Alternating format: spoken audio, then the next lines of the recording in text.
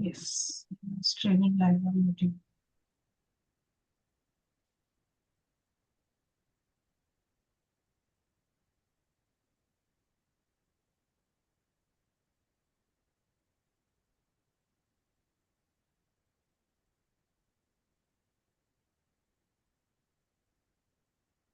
Yes.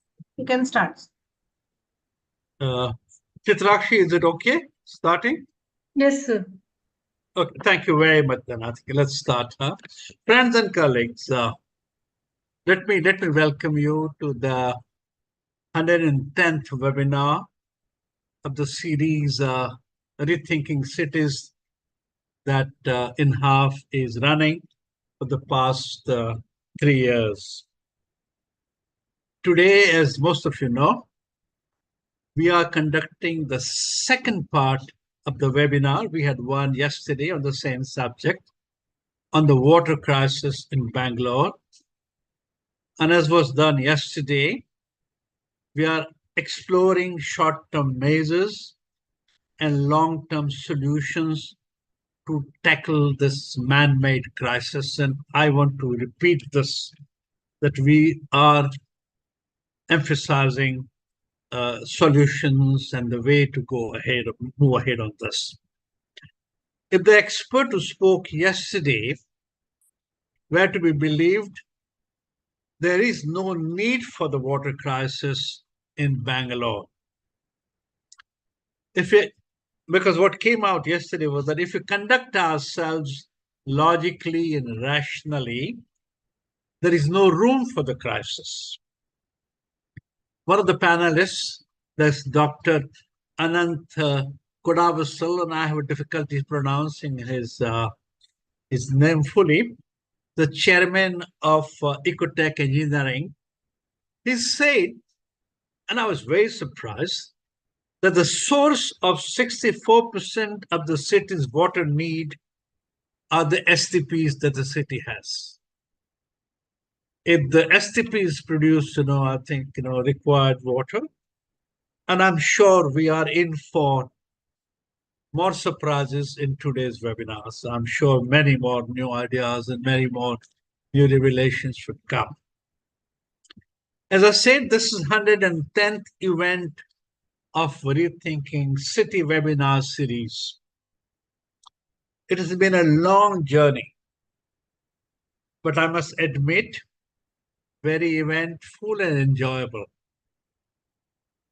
In this period, we have had opportunity to examine close to 50 urban themes and sub-themes with over 500 urban experts, specialists, professionals, and community groups from across the world sharing their views, perspective, and solutions. It also resulted in a book called Conservation and the Indian City, Bridging the Gap. So that was the first book we produced. And a second book based on some probably 6 webinars is in the pipeline. And we call it City Economy in India and Global South, Growth, Inclusion, and Sustainability. So second book is getting ready as well. Well, for today's webinars, I must thank my old friend Vishwanath. He's the advisor to Barme Environmental Trust. He readily agreed despite very busy schedule. I know he's extremely busy, but he's very kind in saying, yes, let's do it. We're very, very grateful to him. We're also grateful to the distinguished panel today that consists of Professor Mohan Kumar, Mrs. Shreya Nath, and Shri Arvind Lakshmisha of Azim in Premji University for making time for this event despite very short notice. And I must be doubly grateful because you made time despite a very short notice. Over the years, while introducing the webinar series, and I've done this for 3 years now, of Rethinking City, we try to explain as to why we are doing it and what do we want to achieve. And in introducing this webinar series, and that's what I'm doing now, we've essentially talked about three-part narrative. One, that we as people, government, and professionals have not understood the enormity and complexity of India's urban challenge. That's the first thing that we have not understood, either as government or as people or as professionals, the complexity of our urban challenge. And that our inability to understand reflects in the response pattern and gives us quality of cities that we have, be that small city or a big cities, be that old city or the new city, be that infrastructure or governance, be that water or environment or climate change. Though the cities are known to be the engines of growth, they are saddled with multiple and multidimensional challenges. And our first major task in channeling the urbanization processes, managing growth, and planning development is to find new directions and better working solutions. The second thing we talk about and we emphasize is that there are many resources outside the government system, in the private sector, and even in the non-profit sector, if we look for them, which could be tapped to address this complex urban challenge better. And our third point is the need to meeting the urban challenge properly a wider societal partnership. And we emphasize that we need a wider societal partnership if we want to manage our urban challenge well.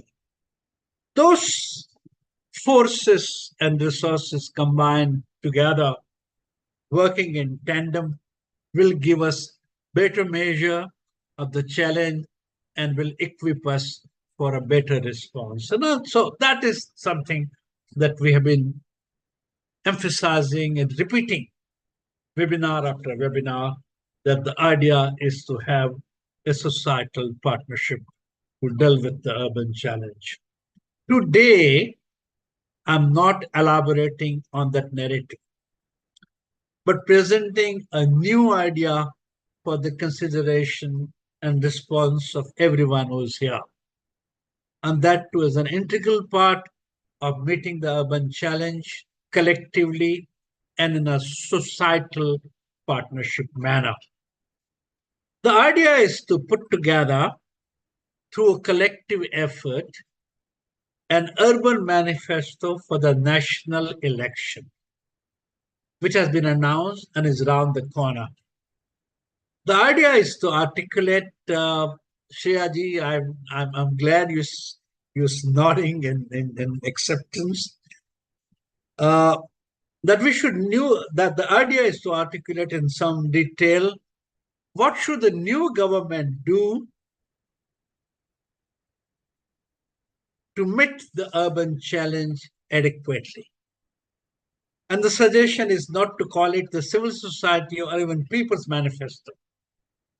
It is what the country should do in the coming 5 years to put in place systems, institutions, and investment plans, not only to improve the cities as places to live, work, grow, and aspire, but also to define pathways to ensure livable, sustainable, people-friendly, inclusive, and climate-sensitive cities by 1950. And that is not asking too much.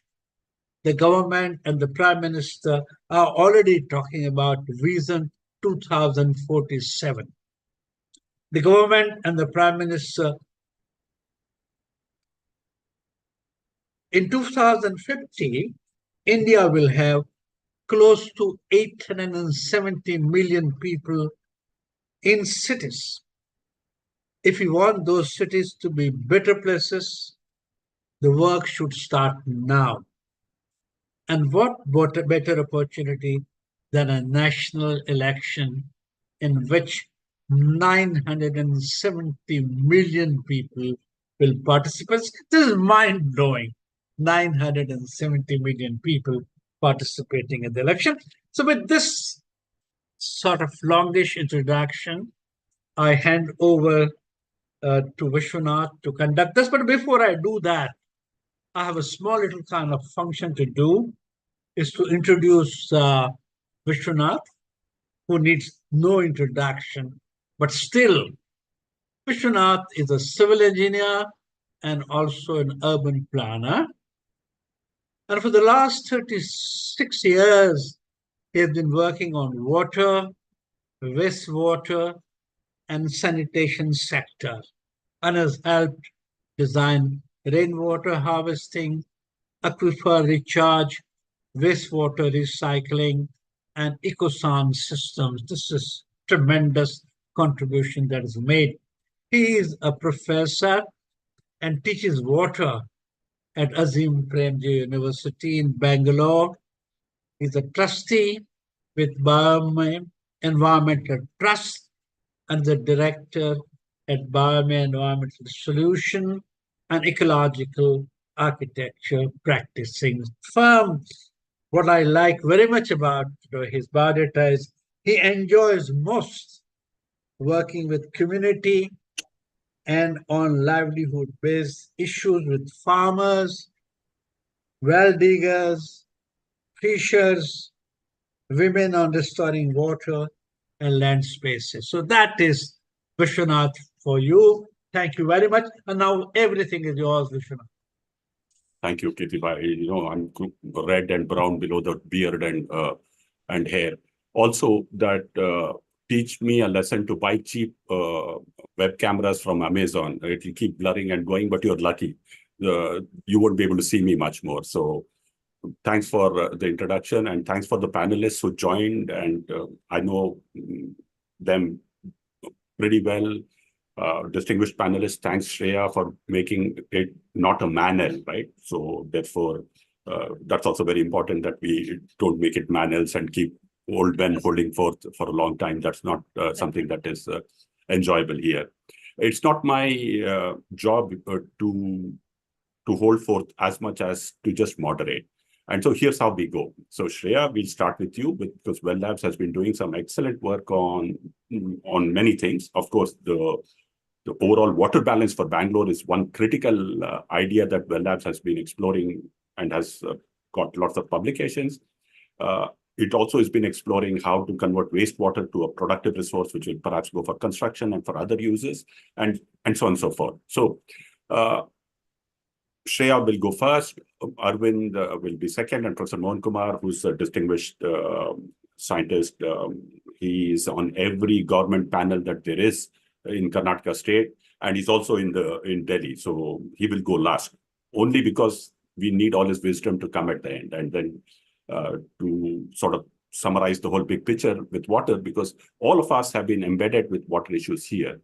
I hope that Arvind will bring more the social component of the crisis rather than the physical resource component of the crisis, and the ecological resource component of the crisis. I hope that, Arvind, and I'm hoping that I'm not putting in an unnecessary bouncer on you. And of course, Professor will bring in the technical component of it and the overall planning performance of it. And so over to you, Shreya, for your thoughts. And 10 minutes is what I think that is adequate for audiences not to get bored, but also for you to share your ideas. So over to you, Shreya. Thank you, firstly, for inviting me to be a part of this panel. I feel very honored to be, amongst some of the greats, I would say, with Vishwanath sir and Mohan Kumar sir, and it's great to meet the rest of you as well on this panel. So I'll just walk you through a little bit of what Well Labs has been working on. So we have been, so firstly, Well Labs is a new center which is within IFMR, and we use evidence-based solutions for land, water, and environment and livelihoods. And we really look at how we could design systems that would be relevant now and even 15 years from now. And for that, we really use data as a starting point. And we are a very transdisciplinary center. We have people from different backgrounds, ranging from data scientists to community builders and urban planners. And we always start with evidence, a firm base of evidence, data and numbers, and then we hope to co-create visions with people already working in that sector, so they're able to add layer of nuanced information which you can't get just from data, and hopefully enable the ecosystem to actually implement these solutions. So today I'd really like to talk to you about something we've been working at on our urban water program, which is Bengaluru, mapping out Bangalore's water balance. This is a visual depiction of the water balance, and it just shows that we get around 50% of our water from the Kaveri River, which is pumped up a height of almost 300 meters, and is then supplied to the city. We have this cascading lake system, which receives a lot of wastewater and sewage. And visually, you can see it being depicted as going from really blue, where it has fresh rainwater, to more and more polluted as you get further into the depth of the city. But I'm actually going to break down some of these numbers for you in terms of percentages. And I will say that we had a lot of assistance from people in this panel itself in helping us review this water balance, including Mohan Kumar sir and Vishwanath sir.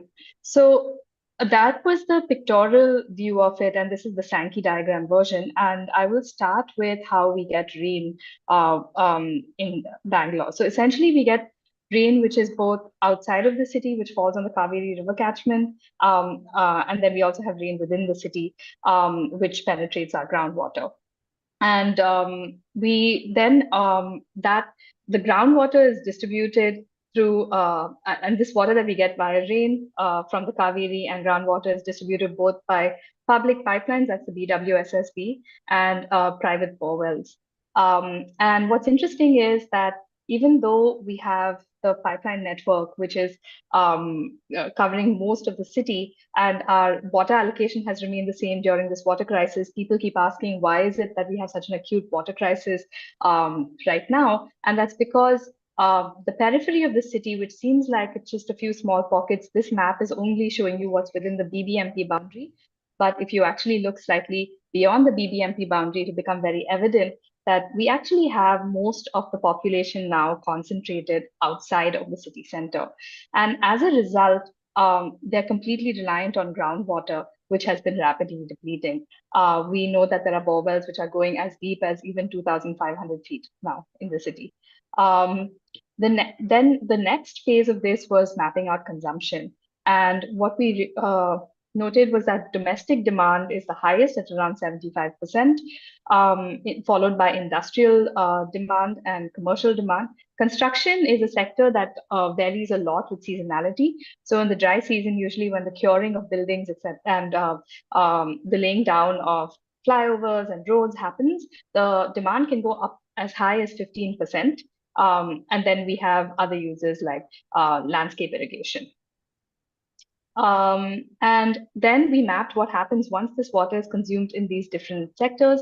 And we looked at treated wastewater and untreated wastewater. So Bangalore actually has massive potential with reusing wastewater simply because around 76% of it is treated. So it's approximated that we have around 1,300 MLD being treated in centralized plants and around 615 MLD being treated in decentralized plants. But the documented reuse within the city still remains very limited, and that's a huge opportunity that we actually have. And what's happening right now with this water is the treated and untreated water actually mixes together and is let into lakes, which is why we see some of our lakes actually covered in water hyacinth and experiencing eutrophication. And it's a huge missed opportunity because we're spending a lot of money and electricity and energy to actually treat this water, but it's actually going and mixing again with raw sewage. 2/3 of the wastewater enters the cascading lake system, and a good sign to know whether a lake is actually receiving wastewater, whether it's treated or untreated, is to see whether it's perennially full. And if it's perennially full, you know automatically it's receiving wastewater because we don't receive rains throughout the year. And then finally, we look at the downstream flows, where we actually have reuse in rural and peri-urban areas, and some of it is just natural flows, which actually is not via pipelines and channels and just leaves the city.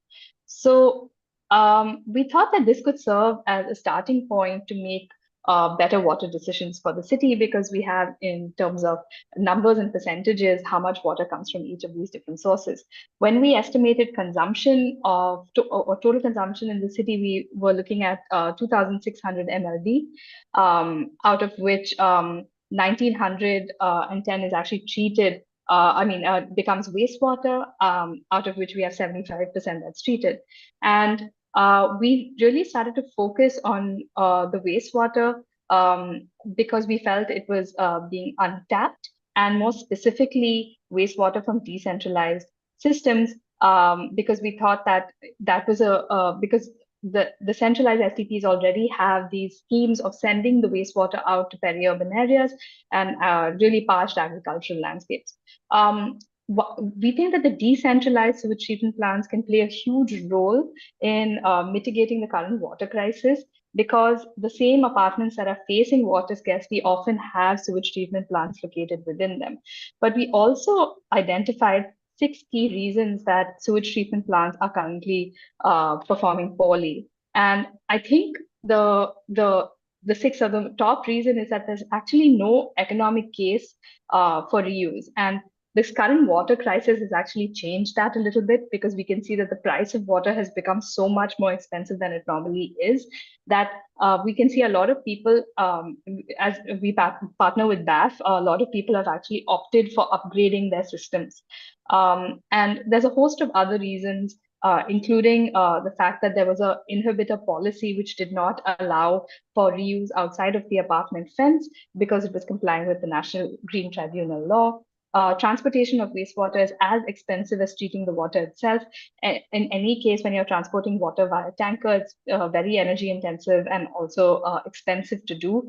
And then there are some technology related issues where, although there is no consensus that we have been able to find between different experts on the optimal treatment technology, we know that if the systems are actually designed well and run well, there's a possibility of getting good output with a whole host of different technologies.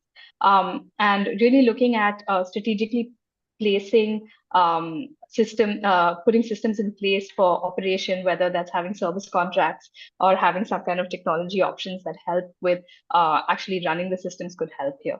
And finally, last but not least, is the negative cultural perception around wastewater and the yuck factor associated with wastewater. One of the theories we had with regards to wastewater was, if the water was to be sold outside the apartment fence, the excess water. So right now, most apartments are using their water for toilet flushing and landscaping, which takes up about 30 to 50% of the water that is actually treated in their sewage treatment plants. There are overall approximately 2,500 to 3,000 sewage treatment plants in the city, which are collectively treating 25% of the city's sewage. But more than 50% is usually left over. So we tried to map what that actually looks like for one valley. So we focused on the Hebbal-Nagwara watershed, and we have been doing a detailed STP mapping of the Yelahanka zone to look at how many STPs are actually functional, what is their condition, and how much excess water they have. And what we're finding is that almost all the apartments that we visited are running their STPs. we weren't able to actually conduct water quality tests, but our visual and odor checks indicated that some apartments actually had better water than others. But almost every apartment we went to is running their STP. So far, we've completed surveying around 60 apartments in collaboration with the Bangalore Apartment Federation and Airwag, who's our partner on this project. And we have found that there's huge potential for reuse outside the fence because of this yuck factor that exists within the fence. And there are uses for this water in construction and industry. And also, Vishwanath has done this project that he should probably talk about in Devanahalli, which demonstrates the immense capacity for water bodies to actually be recharged if they're clean with treated wastewater, and how that actually helps with recharging, the bore wells and wells located adjacent to the lake, which could then be used as potable sources. So we think that almost 42% of the water from that watershed, and if this is extrapolated to the city, could actually come from reusing treated wastewater in these areas. And this is a little bit more about the study on decentralized STPs. And what we found is the cost of actually running these systems seems to be the main inhibitor to actually making them function properly. And there's a marked difference in the price people are paying per apartment when we actually look at the scale increasing. So larger scale STPs which are above 75 KLD, 80 KLD really were functioning, were much less expensive to maintain on a per apartment basis. So this is a little bit about the study we've done, and I'll stop sharing and hand it back to you, Vishwanath. Thank you, Shreya. So just one or two questions. So your proposition that I see is that if lakes are better managed and wastewater is better managed, then there's a substantial supplement to the city's water requirement and augmentation. Would you say that the city would not have any scarcity if these two are done well? I would say that focus on both the local resources, rainwater and wastewater together, can really help mitigate the scarcity in the city for sure. I think that the work that you've been doing with the Million Wells project, for instance, if we really were able to harness rainwater, especially in the challenge there being that it's now raining only over a few months and it's very concentrated into a few hours in few days. So in addition to the wells, also designating spaces to hold the water and allowing that to sort of percolate, whether that's through the lakes or whether that's through parks, which you've already been doing, and using wastewater. So it's both. And I think then we can actually mitigate what our water balance scenario analysis showed is that we could actually only then draw 23% of the current water needs from the Kaveri and groundwater. So almost 77% could actually come from the combination of rainwater and wastewater. Great, thanks. And very interesting work on the decentralized STPs and trying to crack the puzzle with those 6 elements which are challenging, right, which you identify there. So perhaps we'll have more discussions when the Q&A comes. And thank you for that very concise and very detailed presentation, especially the Sankey diagrams and the water balance, right? So very interesting stuff. It's great that researchers and groups are working on such critical issues, hopefully feeding into policy and then quickly into practice so that it starts to make a difference to the city itself. Thank you. Thank you, Shreya. I'll next go to Arvind. Arvind, would you like to sort of make your... Sure. I don't have a presentation, so please forgive me. I don't have fancy graphs like Shreya, to be honest. There's no forgiveness, Arvind. It's all welcome. Cool. Thank you. Let me first say thank you for inviting me. It's really a pleasure to speak to you all. And thanks, Shreya, for such a wonderful presentation on how Bangalore can work with lakes and wastewater and rainwater.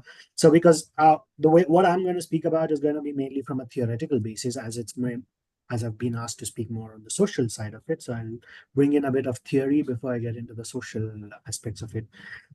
So one of the things that I would, in general, what urbanization does across the globe and mainly in Indian cities is that it's changed the way we manage resources, especially such as lakes, which have been the lifeline of a city like Bangalore. And especially manage in a sense, it's also to do with governance and institutions, right? Institutions here referring to the rules, the regulations that we associate of how to manage these lakes. And another aspect of urban governance has also been that it's mainly been more top down or more hierarchical in nature. But then one thing that's coming up, or at least in the past few decades, has changed in the theoretical aspects of it, is that there's this entire need or look that people are looking at now is this entire thing of polycentricity, not monocentric governance, but more polycentric governance. And this polycentric governance may basically, just to explain it to everybody, would be that, you have multiple decision centers working towards the same goal. And in the case of Bangalore, if we take the current water crisis, or the case of lakes, for example, it would be we have multiple government agencies, organizations, you have non-state agencies and actors working towards bettering the lakes, the situation of the lakes, sustainability of lakes.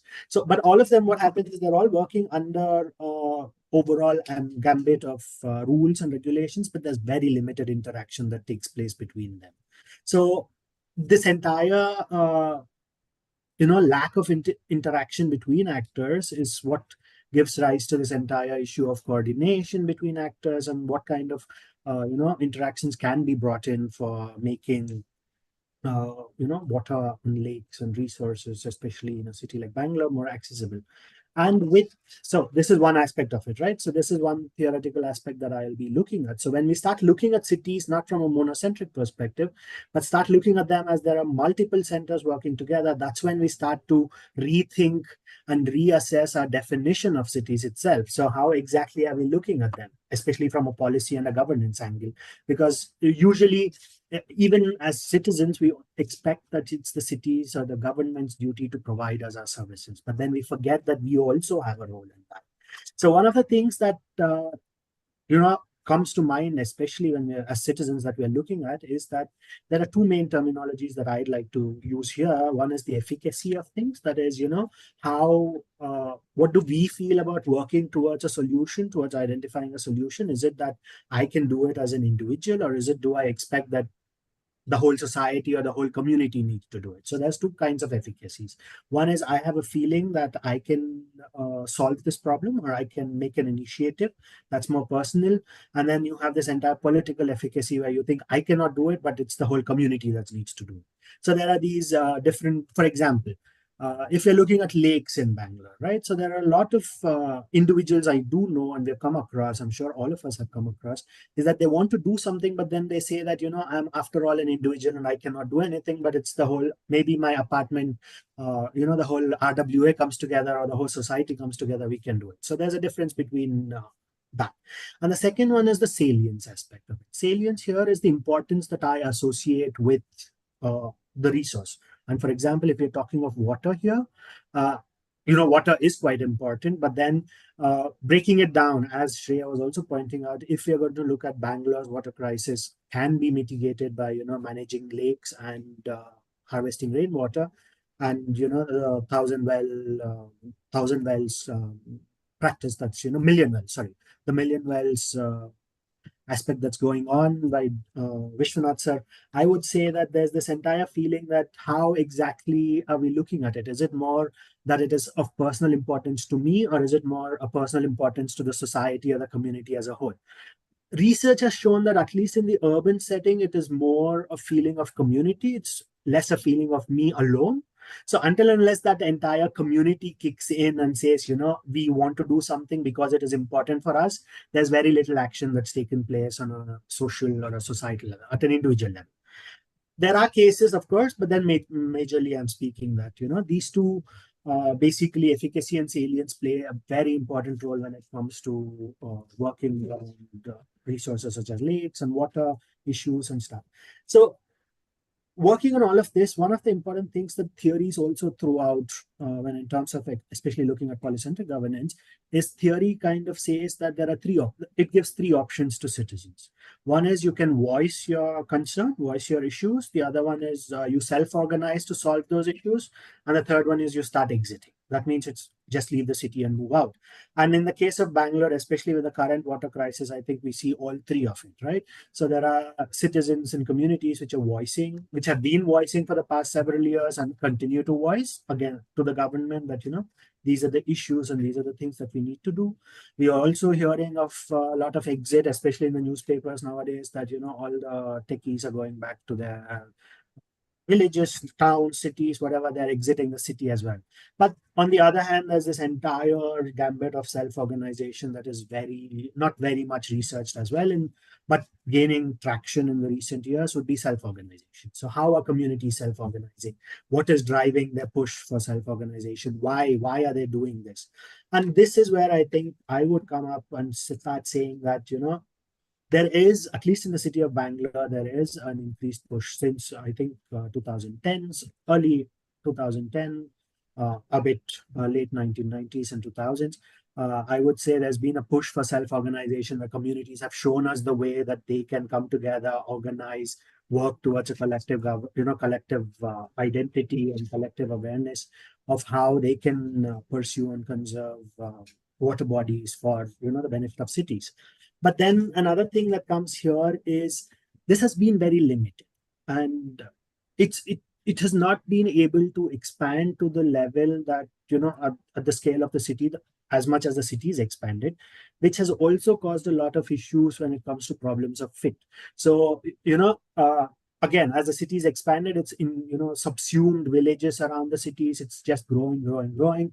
But then the administrative boundaries are quite rigid, and most of these organizations, including non-state, including NGOs, including CSOs, I found them telling me that I won't work beyond the boundaries of Bangalore city because they're not my neighborhoods. So they're not my neighborhood, and then I don't care. They just stop short of saying that they just don't care what happens outside of the city boundary.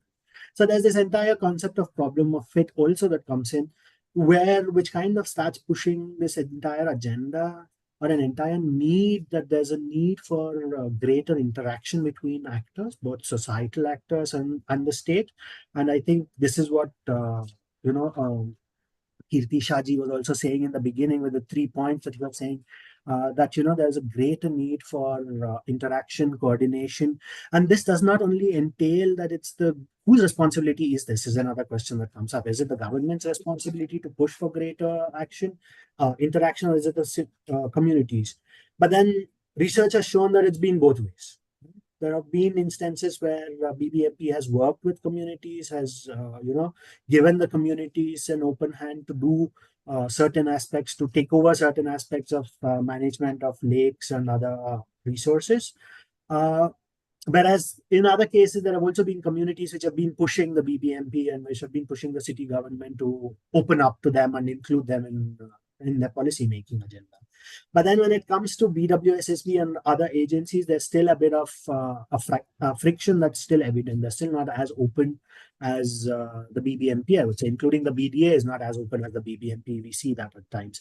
So there's this entire need that, there's a need for these government organizations itself to start communicating with it between them, and also start including local citizens and local, NGOs, CSOs, including the private actors, including CSR companies, CSR funders and donors, which still is at a very basic, it's still a long way to go.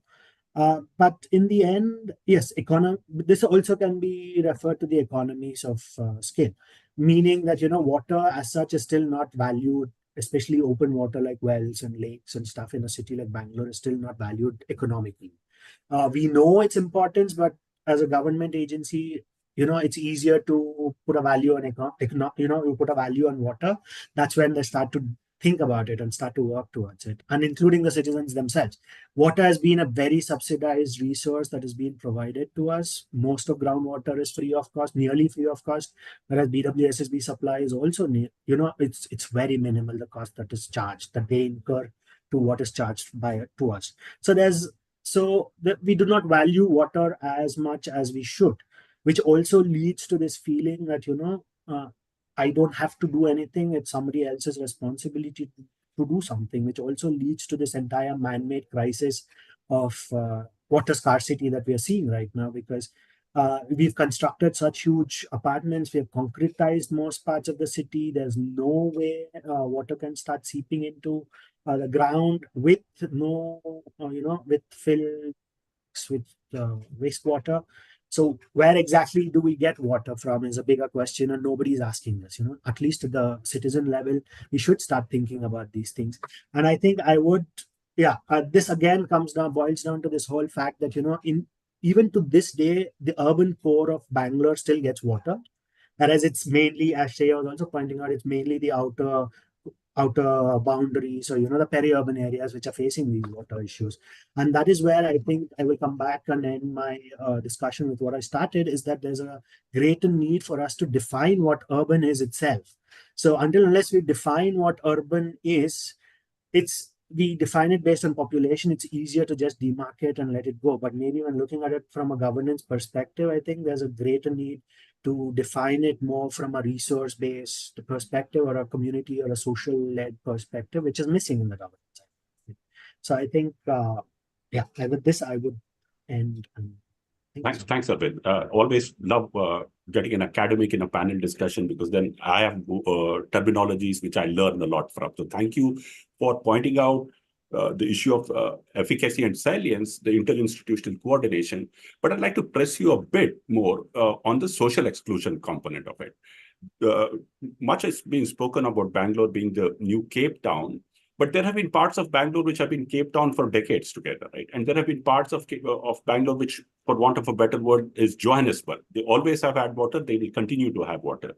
So water is not just a physical good. It's not just there, but exclusions come from legal exclusions, social exclusions, political exclusions, all these exclusions. Your position, insofar as I see, is one of negotiations and democratization, where you decentralize democratically and get participation from hopefully the more vulnerable groups for better access to them, right? So that's the sort of argument that I could see, and that it's also that peripheries and old villages are also zones of exclusion or inclusion, depending on how you view it in an urban vocabulary, right? So thanks a lot. I mean, really like the addition that you brought to Shreya's broader physical resource distribution model. You're talking about the institutional model and the governance model, which is fantastic. Thanks a lot. So I'll come to Professor. Professor, you've heard Shreya and you've heard Arvind also, and you've been sitting on the technical committee of the BWSSB, and you modeled and you've done so much work with your students on it. And so you're a sort of a living encyclopedia of Bangalore waters. Your thoughts on the present crisis, and what exactly, as Kirti Bhai was asking, where should we push ourselves to find solutions for this rapidly growing metropolis? Professor, floor is yours. Thank you, Vishwanath, and thanks to Shreya and also the Kirti, or Arvind, for giving the background. But still, if you permit me, I'll just go through the whole thing so that people will get a perspective of what is this Bangalore water evolve. So that then we come to whether it is a lake or groundwater or recycled water, whatever it is. Very historically, of course, 1896 it started, to 1933 or T.G. Hurley, to 1974 Kaveri Stage 1, I think, which we should all be very proud. It was one of the first water supply schemes of 100 kilometers length, lifting by 500 meters in India, number one. Like we always take pride in our power generation, Sheshadri like that. Then every 10 years it's coming. Like 82, we had Kaveri Stage 2, 135 MLD, 1993, Stage 3, 2002, Stage 4, Phase 1, 2012, Stage 4, Phase 2. That was 300 MLD, 500 MLD. Then it's 2024, it's expected another 775 MLD to come.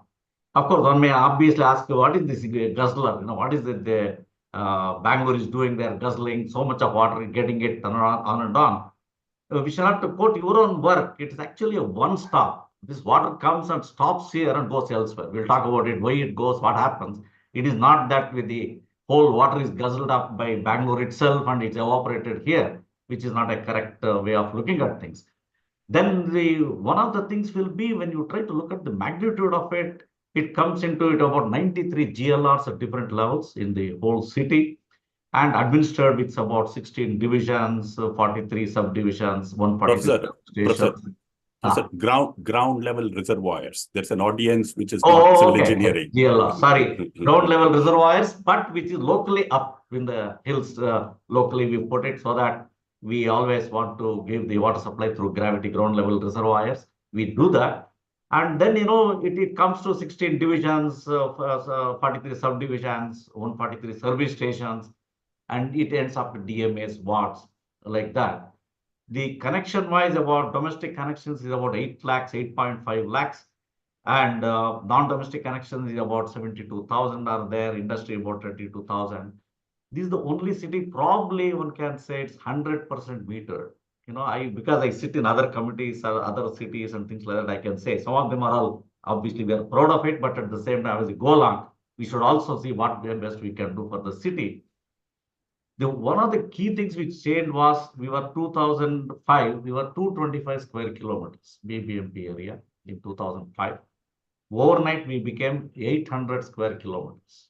That's a planning which government somehow accepted, and that's what it was. Then imagine, even now in 20 years down the line, we are still struggling to bring water supply and sewer network into this 820 square kilometers, 800 square kilometers now. This is called BBMP area now. The next stop is BDA 1200 square kilometers, which is there. Another stop, which is obviously mind-boggling, is BMRDA, which is 8,000 square kilometers. Okay, we'll not talk about the 8,000. We'll go up to the BDA 800 square kilometers. One of the things, all this water is coming in. Obviously, we have about 1.4 crores, 14 million people which are there. The connections, I talked about it. If we just divide it, everybody is getting water. Obviously, it never happens. There is a lot of inequity, a lot of, the variations across. We'll talk about it. Now, what happens to all this water? There are 35 STPs which are running, and about 1300 MLD, about 80% of what being supplied right now, 1450 MLD is being supplied as on today. 80% of it, roughly about 1300 MLD, is actually treated.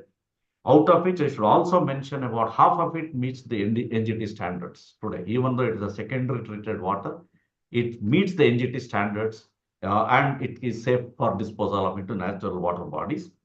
Then we also have about 90 MLD of tertiary treated water. This means it is drinkable quality, but then nobody is going to give it for drinking purposes. In fact, one of the things in this crisis we are talking about is this water can be used for non-potable purposes, anything they want. Incidentally, I read in paper, cricket stadium is picking up for IPL also, or something like that.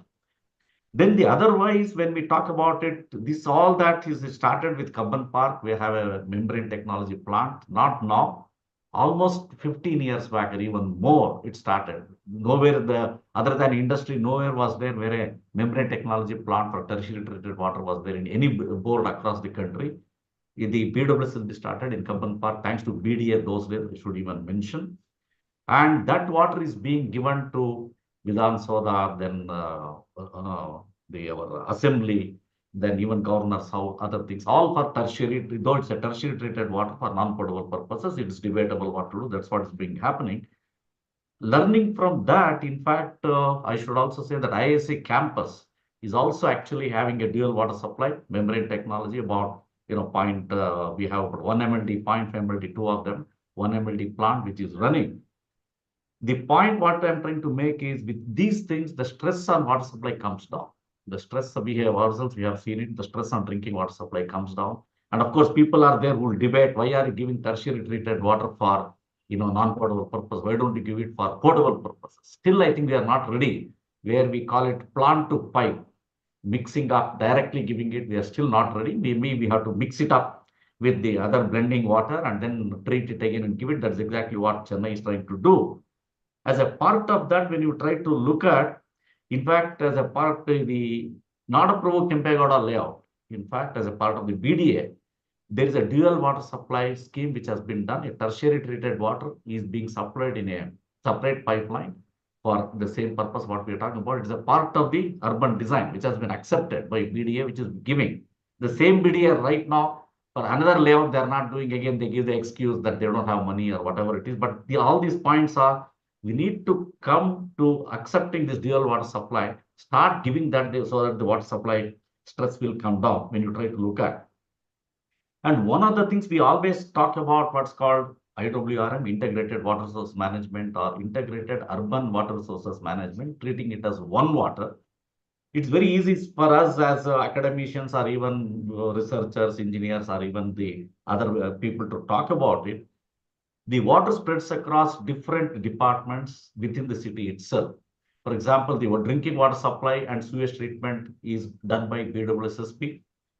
The flood management, the stormwater drains is maintained by BBMP, which gets into some lakes. Some of the lakes are managed by BBMP, some of the lakes are managed by very few of them by BWSSB, some of the lakes are managed by another department. So that way there is no coordination when we try to look at it. And one more thing also, we keep talking about it, like for example, when we see, can we not close the loop is the question which many times it's coming up here. So much of water is coming in. And then can we treat it and put it back again? We literally close the loop, and probably will maybe when we do the budgeting, it could be possible to meet that. But that's not the way the water should be treated. Water needs to be allowed to flow.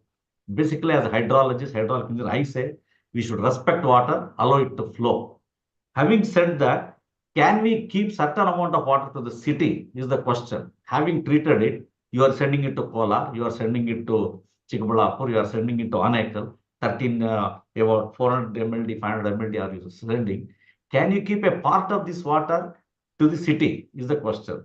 Another thing which we should also keep in mind is, imagine for a moment if all our lakes are full with treated water. Let us even imagine the best treated water.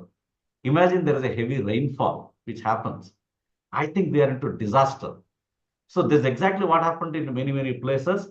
All these tanks, not only they are storages for groundwater recharge, they are also flood control devices or the measures which infrastructure which controls floods. So right now we are going through droughts.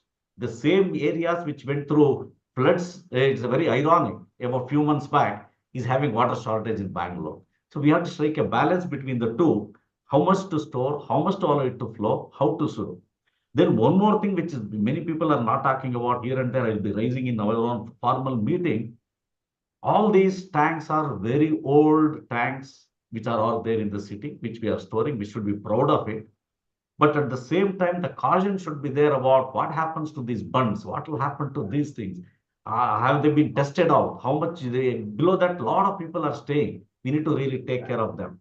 Then one more thing which are also being looked into is, for example, the Urshbhavati Valley water is also being treated. They want to transfer it to North Bangalore, things like that.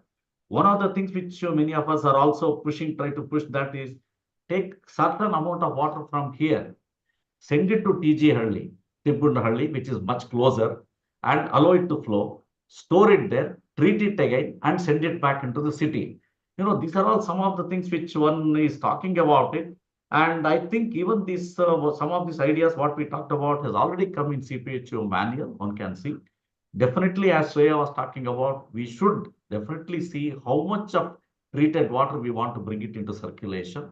At the same time, looking at the other things also, respecting environmental flows, respecting the downstream areas, respecting the other usages, we should allow water to flow from the city. Bangalore sits at the top. It's about almost 1,000 meters or 950 meters. Wherever we send, obviously it's going to go by gravity to the further down, whether it's Kolar or Chikballapur or whatever is the area. We need to allow the water to flow and keep certain water into the city so that we have a balance. The another key thing which was completely missing in all these things probably was the interaction between surface water and groundwater. Especially when we talk about a groundwater, there are two clear-cut layers in Bangalore. One is the top weathered portion, soil and weathered portion. The other is the hard rock portion. So the recharge mechanism from the surface water into this weathered portion and from weathered portion into the hard rock has not been well understood with all the sciences and things what we are talking about. So if the deep groundwater is emptying in many of the areas in Bangalore, as a groundwater hydrologist, I will say it's more worrisome, because to make recharge into this deeper groundwater is a tougher challenge than the shallow aquifer. But anyway, we need to really understand all these things and come out with a mechanism where we definitely should use our water very efficiently. That way, I should also mention here, a few years back, BWSSP had the unaccounted for water. at about, or even NRW, if you want to multiply by the cost and say that, it was around 40+%. Right now, with measurements we have, it shows about 27%. Still quite a bit, but 27% is definitely not that bad when compared to 40 or something like that. But then one should go about any international thing about around 10% is the one which many countries target. It's still a long way to go. So one has to really look at many of these things. Definitely, it's not one stop like only recycled water. It's recycled water, conjunctive use of groundwater, bringing in efficiency. It's all we are talking about the supply side, the demand side, how we are going to use it, and also addressing the issues of equity across the city. We have measured where we have places where we get water only about a 70 LPCD. There are places where you get 400 LPCD. I think how do we bring in equity? With all the technology, are we actually running this whole network in a SCADA system completely on demand based? I think it's still, though we wish it has to be done, though there are mechanism techniques, it's not being done right now. We need to address these issues before we bring in efficiency into the system. With these things, I'll stop here and look for the comments and other things from other people. Thank you. Thank you, Professor. Professor, one question for you. Are we running out of water in Bangalore? Have we run out of water in Bangalore? Definitely not. Definitely not. And we'll never run out of Bangalore. Maybe I think, I thought I shouldn't this thing. For example, people also think about government will not think, or no, this thing will be done, things like this, one feeling.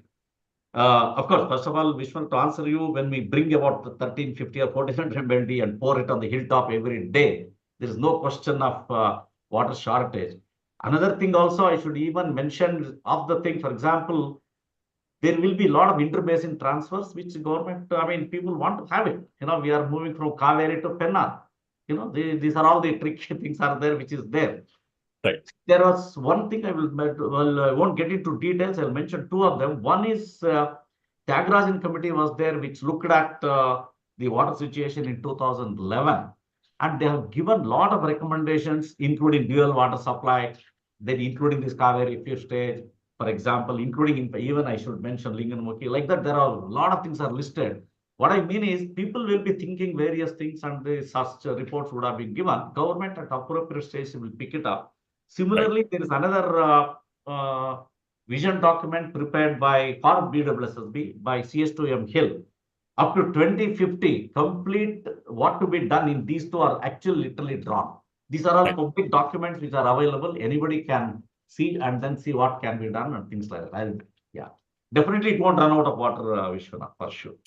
Sure. So the other question, and Arvind, Shreya, you can also come on online now so we can start this a bit of a discussion, is one accusation, not accusation, one reality is that the city is growing at a faster pace than we ever predict. And especially in the periphery, it's densifying. There are flats coming up, apartments coming up. There are areas getting absorbed to the city. Is there a need or a call for stopping urbanization or better planning urbanization? Which one would you choose? Stopping urbanization or better planning urbanization? And this is a question for all three. And perhaps I could start with Shreya to answer that.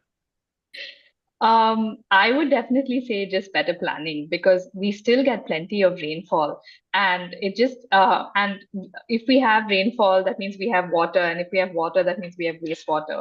So it just definitely is a mismanagement of our resources here. There's no other way of looking at it. We are not actually water scarce. We are water mismanaged. So I would say we can have more growth. Wonderfully put, Shreya. I think you're touching the point, and which is what Arvind was also pointing out. What we all know broadly, I think most citizens of Bangalore know what needs to be done. Lakes need to be protected, aquifers need to be protected, leakage has to be reduced, wastewater has to be recycled and reused. This is sort of common knowledge at an apartment level or at other levels. The question is, what needs to be done to get this done? What is the governance mechanism that you would suggest, Arvind, which will bring in this institutional coordination and the democratization? Is there that imagination with you? A very tough question, because every time you speak to people, they say that this, coordination, is an impossible thing to do. People have been trying to coordinate with each other for ages. But then one of the things that I would suggest is there's a greater need for bridging actors, actors who can help bridge the distance between community, society, and the government itself, and sometimes within communities and within the state agencies as well. So I think. So sorry, Arvind, would they be non-state actors or would they be state actors, these bridgers? I think it can be both. We should not stop ourselves to one. For example, like the BBMP itself, acts as a bridging actor so many times by kind of connecting NGOs and with communities. For example, the case of Uttaralli Lake, I would say, where United Way Bengaluru was brought in by the BBMP. But then, of course, that has a story to itself. But then it can be both. At least research has shown, at least my research in Bangalore has shown that it can be both, and it kind of comes up on a lot of other factors and variables that come up. But then I would say expecting the state to do something is old school now. And I think it's, as citizens, as communities, I think we need to start, as we are responsible for our own city, our own self, our own, future. I would say we need to start pushing for, we need to start bridging these things ourselves. So maybe there's a greater need. Yeah. So I see an anarchist or a libertarian tendency emerging, Arvind. So that's the kind of feeling that you get, that the state is not an actor and that citizens should step in. No, so I'm just, yeah, go ahead. No, just to say, sorry, I would say state is not the crucial actor anymore. It's just one of the key actors. So the state is not the sun, but just a star among so many various other actors that is out there. So we better start treating it as a star. Remind me of Carl Sagan now. Professor Kumar, from an institutional perspective, I would argue that we need something called an integrated urban water management institution, which looks at all forms of water together. Do you think that's a possibility in this city? And the second corollary to that, do we need a river basin institution also? Definitely, Vishwanath, both are very important points. In fact, I myself have argued about this IUWRM in my CPHO manual the other day. Having said that, the how to do that and something like that, which government has to find out. It doesn't matter. The water doesn't know whether it is a storm water or a lake water, like what Shreya was showing about. We treat it very well and let it out as sewage comes in on the other side. We are spoiling our own water. Having said that, if there's one institution, possibly, many of them can be better managed. Definitely one should look at it. In fact, I even remember discussing with Shreya about it, like what you said. The three valleys of Bangalore. In fact, we really need to study the three valleys, Prishbhavati, then Hebbal and KC Valley.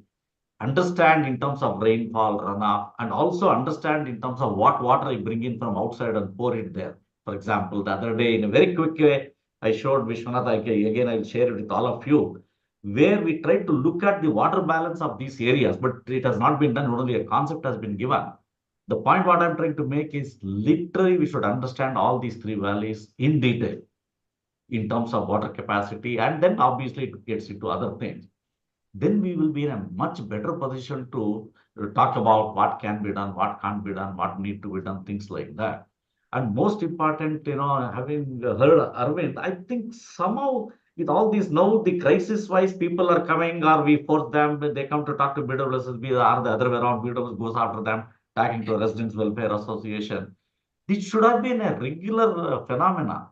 It should have been like, going on, whether it wards committee to higher things or areas or whatever it is. What is going on? One thing, somehow typical of government, because, both of us, we all worked with them, Vishwanath, they're in a later scared to even talk to people because they will only have complaints. They don't know what to do. But if it's every day they're talking, the complaints will also come down. Here and there will say, okay, we told you did this, you told you did that. The point is, stakeholder engagement is very, very much needed, which is completely missing. Right. Professor, I'll just push you on that again and also get Shreya and Arvind on this. At a point of time, the BWSSB had what is called a social development unit. It had people specialized in community outreach. It had defined a pro-poor policy. It said that people with 150 square feet house or below should get a free connection, that 150 to 600 square feet should get connections at 25%, and that there should be universal connection irrespective of the legality of the plot, right, or the housing unit, right? It wound that up. The BWSSB does not have a single hydrogeologist. not to critique it, just to mention that when you want to push yourself towards IUWM, the first concern should be for the poor who lack access to water, and therefore we should have the outreach for them from the institution itself. The second should be for the physical resource, where we create capabilities and capacities within the institution to be able to address the problem. Do you think, all three of you, your take on it, do you think that the BWSSB should be made a more rounded institution? Shreya. I definitely think so. And, I think if we look at models where, for me, somebody summed up development very nicely, where development is actually amalgamation of solved problems. And if we look at countries which are sort of developed, they also had utilities which didn't have capacity to do every single thing that you need to do, which is like sewage treatment and then hydrogeology, and there are multiple. It's multifaceted, the nature of water and the problems. So what they did is they really had official collaborations with academia, with research institutions. So perhaps we actually, have entities which are designated, like you very nicely put it, Vishwanath, having an integrated urban water management cell or unit, which has people with these different specializations that can come in. And also somebody, I think Arvind, listening to you today was really enlightening in a sense, because I think I'm always surrounded with the science aspect of this, and it's nice to see the social aspect also, and the important role it plays. And I think, as Mohan Kumar sir, you put it, there are lots of solutions to the problems, but getting those different lenses together with the utility, who's actually the key decision maker here, is very important. But I will say this, if the city continues to grow at the pace that it's growing, the other really important entity is actually residents themselves, with the Bangalore Apartments Federation being one entity we could work with. But I think there are lots of other people who actually fall through the cracks, who need to also be worked with. And I don't know how, I really haven't conceptualized what that looks like in terms of getting, collaborative action for so many different kinds of communities. But that's another part of the water story, right? Actually, only 50% of the population is catered to currently by BWSSB. The remaining 50 isn't. So how do we actually deal with that? Right. So pushing the question to you, Arvind, gated communities, BF, Well Labs work with them, but the critique of the gated community is that they're so self-obsessed that they don't care about the broader societal roles. And if they solve their problem for themselves, then they couldn't care less if the migrants or the poor or the pavement dwellers have no access to water. So is that the path to go with gated communities and apartments? How then do we become inclusive and think about the city as from a social justice and equity perspective? So that's a very tough question, I guess. So you got a PhD, Arvind. Very recently, I'm still learning the power that comes with it, I suppose. So I would say we need to make a start somewhere, right? So as you said, so one of the important things is, of course, there's power dynamics that comes into play. Of course, there's a lot of social exclusion that are taking place, but we need to start somewhere. And yes, gated communities, apartment complexes are one of the most important actors, I would say, factors that needs to be considered. That's just a starting step, and we should not forget that, because the city caters to a many more people. There's so many more. So how do we do that? That's something that I think we all need to sit together and kind of come up with a plan, I suppose, because none of us, at least from my understanding, none of us have been able to bring that up successfully, except for small cases here and there. But that is something that's going to be like a never-ending story, which we are going to always have, versus me versus them, and in-group, out-group stuff that Harari also speaks about. That's how we humans are brains. So how do we overcome that? One thing would be more awareness creation. There's more interactions, as Mohan Kumar was also saying. There needs to be more interaction, more stakeholder engagement at the ward committee level, right? So as we see in Bangalore, at least I don't know when and where my ward committee happens, to be honest, if the meetings actually happen or not. So I think there's a need to strengthen these institutions, which are, so many of them are in place. I think we in India kind of lack a lot in terms of enforcement and implementation, which we all joke about. But then I think it's high time that we start doing something, because that's a that's a good big starting point, and that's where I think even it should be open for all people, and I think that is where we would make a change. So there's one very burning question that comes here: will Bangalore be a Cape Town if the rains fail till August? Professor Mohan Kumar, your take on that burning question.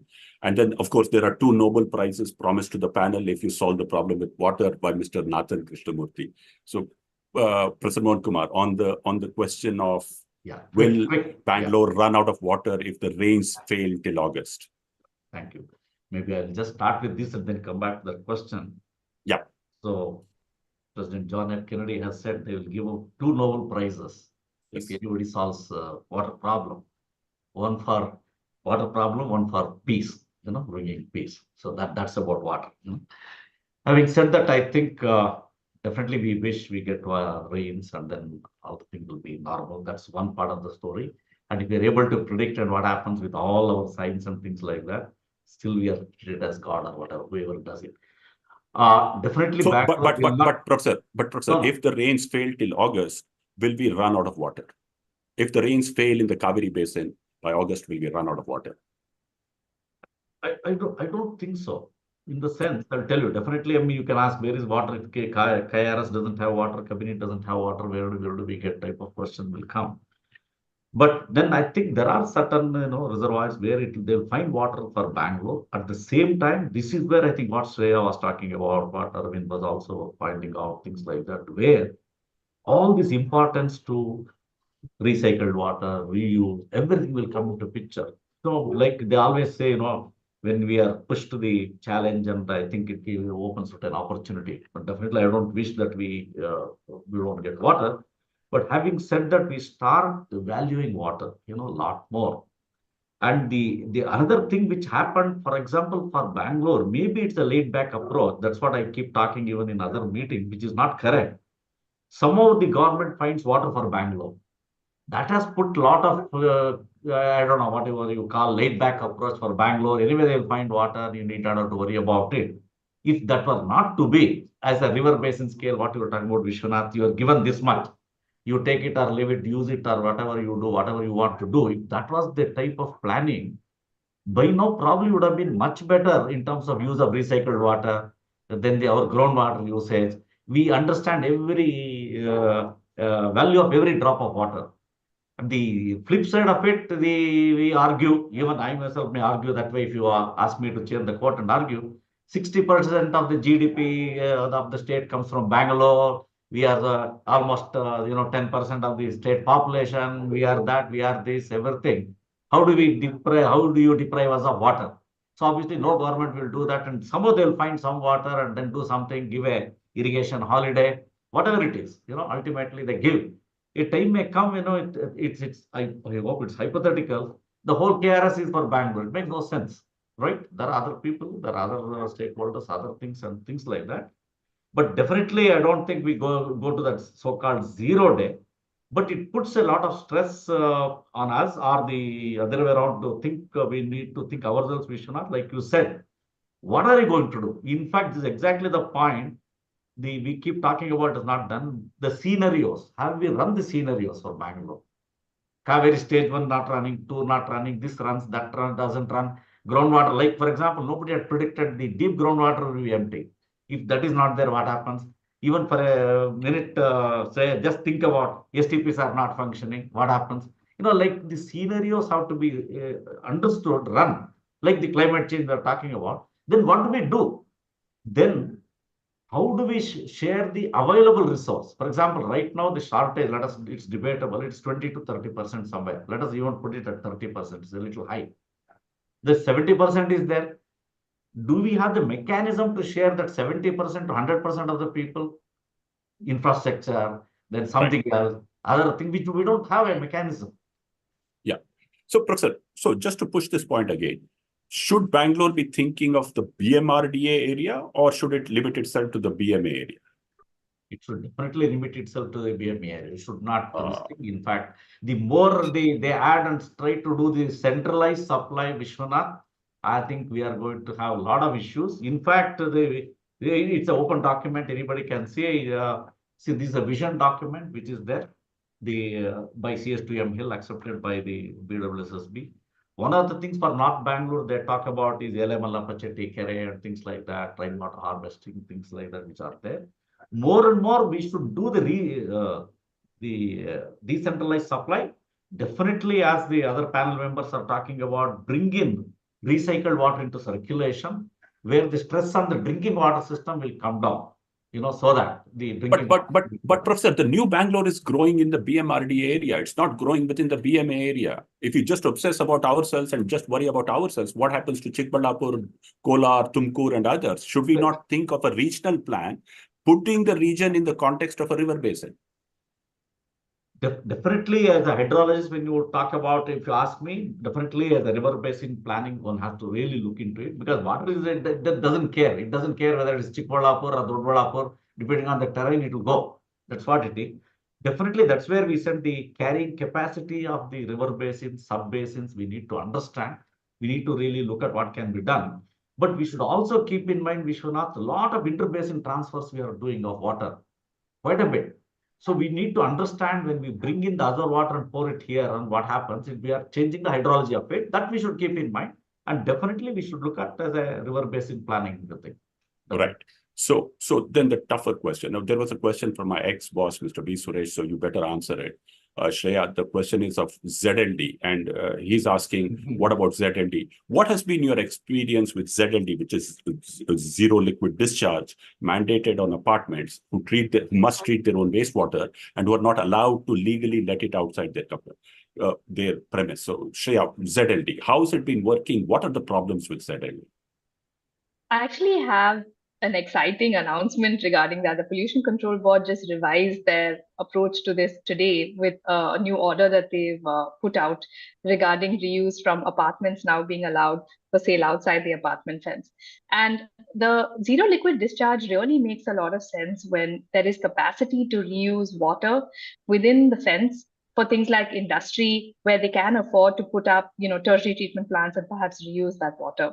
But in apartments, considering the cost of treatment is, in some apartments, the STP bill and the electricity bill that they're paying for their individual flats is comparable. So putting that onus on apartment owners when the price of fresh water is mostly low is something that is too much to expect, which is why I think looking at reuse outside the fence has become important. ZLD was introduced so that water bodies don't get polluted. But the irony is that because apartments didn't really have much choice, they actually did illegally let this water out. Most apartments illegally let the water out into stormwater channels. So I would say that the ZLD regulation is very important in some cases, but in the case of decentralized sewage treatment in apartments, it really needed to be revisited. And now we like the fact that the Pollution Control Board has actually revised this mandate. Right. So that's clear that there's a revision in the mandate, and hopefully the mandate will sink in, and hopefully things will change. But Vishwanath, I want to add a point to what Shreya was talking, and also what Arvind was talking about when you asked him, how do we take care of the gated versus the other communities? Please. Indirectly, many of them we are doing, for example, the groundwater recharge in campuses, whatever it is. Just take, for example, IAM or IAC or whatever, it doesn't matter. Some examples. What happens there because of this sprawling area and recharge, what happens? Obviously, the water is available in the downstream in many of the places like Matikere, whatever. This one way. The other way around, Arvind, for example, in all this, if they have the treated water available, like the olden days, we all used to keep a tap outside, a pot outside. Instead of that, it's more dignified. There's a point given. And I think one must be able to pick it up. This is exactly what one has to really do, especially in the crisis time. You put up, in fact, even I remember Vishwanath, we were suggesting to BWSSB, we named them, for example, go to railways, go to IASC, go to Bell Factory, go to IIM Bangalore, whatever it is, campuses. They have extra water, BIAL. Let them put a pipe or a tap, whatever it is, the tanker, so that they can fill and take it. No, I think there is a time for, one need to really react to these things. Yeah. Right. So I'll come to you, Arvind, also, but others. No, see, overall, it's state failure in the sense that the pipe network is not reaching every individual building and person in the greater Bangalore area, which causes people to drill their own bore wells. And if the bore wells go dry, the tankers to come in. And because the quality of water is suspect, people put RO plant or RO systems in their homes, or there's community RO. Overall, it's state failure, which causes the market, which is both informal and formal, to appear. And then you struggle to regulate that market and try and find solutions within it. Do you people believe that the core solution would lie in empowering the state to be able to carry out its job of giving 24/7 potable water to every household in Bangalore? Professor Mohan Kumar. No, okay. Thank you. I think in between, quickly, I saw some comment. Maybe I'll just come to that and then I not elaborate. Definitely, it's a drought year. You know, what we are seeing is it's really a drought year where the things are extremely bad. I saw a very quick comment. And the whole point here is, how are we reacting to the drought? Is the question which we are asking ourselves, which we are unable to do. In partly we are done, partly we are unable to do in many places. So most of our South Indian reservoirs are half-filled, are quite empty. And that has happened here also. And then again, hoping only for the rain to rescue us. Normally, whenever there is a drought, groundwater always used to help us out the drought situation, in a drought situation. That's how the cycle will be. Unfortunately for us, it's a terrible thing where groundwater reservoirs are empty. Even before the drought here, this is a very challenging, and we only hope water will come and then rain will come and we'll be in a better place. Regarding this management, definitely the 24/7, all that, when you try to look at Vishwanath, though it may look a very odd type of things to talk about it, we ourselves, we are as a part of the national committee, we are pushing it. We have many places, including you can even count my own house. Each one of us will have more than at least 3 to 4 days of storages, or even more when you try to look at. And when we try to look at assuming our infrastructure is much better, it's not leaking, and then we make it ready and put back the water for circulation. And definitely the 24/7 is achievable in many places. Definitely we can achieve, not this thing which is not just on the paper. In fact, right now, as we are talking about 12 to 14 cities, towns in Karnataka are running under urban water supply board. It's running. Right. So should we do it, Professor, with universal connection? Definitely we should do. I agree with you. Everybody deserves a water connection. Everybody has to be given a connection. There is just no doubt about it. Right. But and then the other one, like I was reacting, I don't know whether it is the mandate of only BWSSB. I wanted to explain to the listeners. 3 levels are there. One is Bangalore, whatever is the periphery of Bangalore, it's BWSSB. Outside that is Karnataka Urban Water Supply and Drainage Board, KUWSDB, towns and cities, things like that. The other level is the Rural Water Supply Scheme. But even the Rural Mission. Scheme, Rural Water Supply Department, we have RWSD. Even there, the schemes nowadays are very large schemes where they want to bring in water and supply to the whole districts and things like that, which are happening. See, the point here is whether only one institution can monitor the whole thing, or there are other institutions, your boundary you cut off, allow the other people to take care of it. Is it a better way? I don't know. The governance, Arvind or somebody can say, instead of only BWSSB can keep on doing it. It's theoretical. Imagine it goes up to Tumkur. Can they do it? You know, type yes. of. Why not? So why not, Professor? So, Arvind, maybe, they should be equipped with proper manpower, trained manpower, resources, everything. They should be equipped with trained. I will say that for sure. The panels. For sure. Arvind, I want to bring you in. Now, are we putting Band-Aid on chicken pox? Is the root problem not state failure? And therefore, we need to build the competencies of the state to deliver universal water at the quality and the quantity that is required, instead of us doing the tanker regulation, the groundwater regulation, the wastewater recirculation, and all that kind of stuff. Should we not focus on the core problem? And Shreya, I'll come to you with the same question later on with this. Arvind. Yes. So again, coming back to what I said, right? We're still looking at a very monocentric approach, saying that, it is either the BWSSB or the KUWSSB. Why are we still focusing on that? Because we all know, and it's open knowledge, that the state has a paucity of resources, both human, and financial. Of course, they're very, there's a lot of knowledge out there, but also there's a lack of community and indigenous knowledge that the state, does not take into consideration, especially when it comes to managing water. Say, for example, that was being given that if Bangalore expands all the way to Tumkur, one of the ways, yes, a very centralized top-down approach that, you have the state. Anyway, Arvind, I'll correct myself. I just talk something, let people not get it, wrong. No, I'm just saying, as and when. But BMRDA is 8,000 square kilometers. You draw a line. Exactly. That is true. Right. Exactly. Please, So go just, ahead. Go ahead. sorry, exactly. BMRDA is 8,000 square kilometers. Do you think BWSSB has the financial and the human resources to provide universal water to 8,000 square kilometers? I would say is a basic question. Why not? Why don't we start using community, for example, community knowledge? Why don't we start using CSR funds? Why don't we start using private actors, NGOs? They're all ready. They all want to work together. So there is if we are to assume that we all get with this utopian goal of universal water coverage for all of us in this current scenario that we have, I know, forgive me for my political incorrectness here, I would say, but there is a need to expand and not just focus on one agency or one organization or one sector. There's a need for all of us to come together. I think that's what Shreya was also pointing out, that we're all, there's a need to bring all of us in together. And that, I think, is the key. And once that is done, there might be some changes, yes. And it will be for the good. Shreya, you're short on that. Arvind is sort of saying that get everybody together and it'll sort out the problem, and so work on it. But Shreya, your thought on it?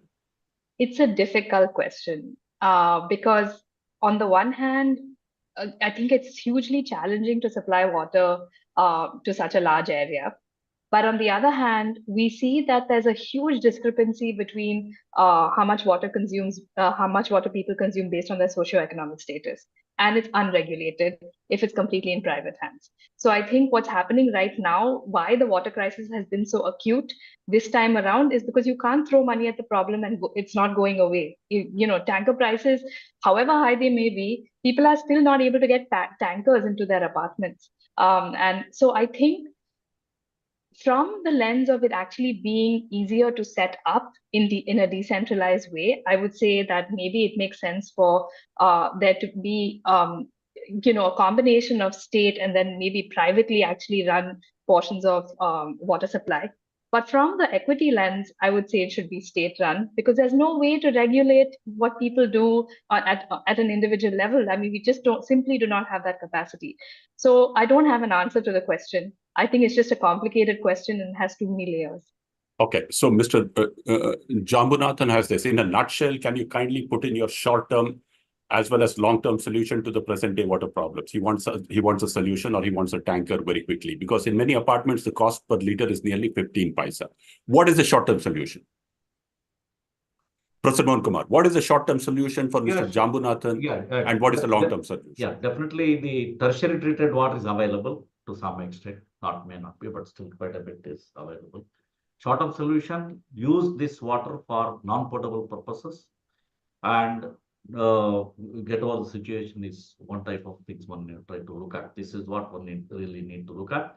And more important, and which goes without saying, one should also, whatever little they are using, one must be careful enough to use it, especially bring in efficiency. That's the short-term solution. Yeah. Arvind, you want to take a shot to help Mr. Jambunathan? Well, from a very academic and a theoretical perspective, nothing is short term, right? Everything is quite long term. So we still have to do a lot of research to come up with what happens with it, I guess. Yeah. But yeah, so again, long-term solution is from, manage water more efficiently, implementation, and there's a need for more stakeholder involvement and coordination between actors to, kind of bring in points of justice, equity, as well as the reason to see it. Yeah. Shreya, you have a short-term solution for? Yes. So I think the short-term solution, like Mohan Kumar sir already put it, is really water conservation. No one wants to hear that, because that's what can be done in the immediate basis. And also, reusing wastewater is another short-term solution, which you can do at the individual level. I think what the utility can do, Vishwanath sir, you've spoken a lot about this, but the lakes which are actually clean actually take tertiary treated water, put it into the lake, let that percolate, and then immediately reuse. You can also have tertiary treated water being directly supplied to homes that really need it, and the ones that have a water treatment plant would be a safer option, just in case there is some fault in the treatment system, since those those alert systems are not yet put in place. But those are the two options that I can think of for sure. So yeah, so Mr. Jambunathan, in a nutshell, Shreya suggests fill the lakes with tertiary treated wastewater, which is also my suggestion. And Shreya's just backing that up.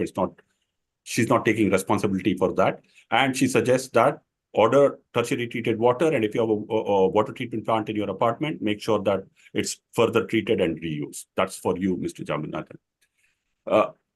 I don't know why Arvind is being pushed to answer this question of day zero. Arvind, you want to take a shot at that, or do you want to get into the polemics of it and then dodge the question articulately?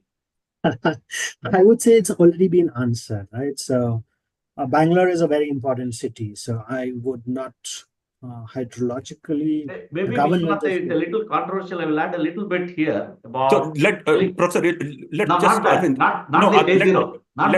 complete it. Let Arvind complete that thought, Professor, and then we'll get it. Arvind. I would not say anytime in the near future Bangalore is going to see a day zero in terms of we're going to get zero. Or there's not even going to be a drop of water, I guess.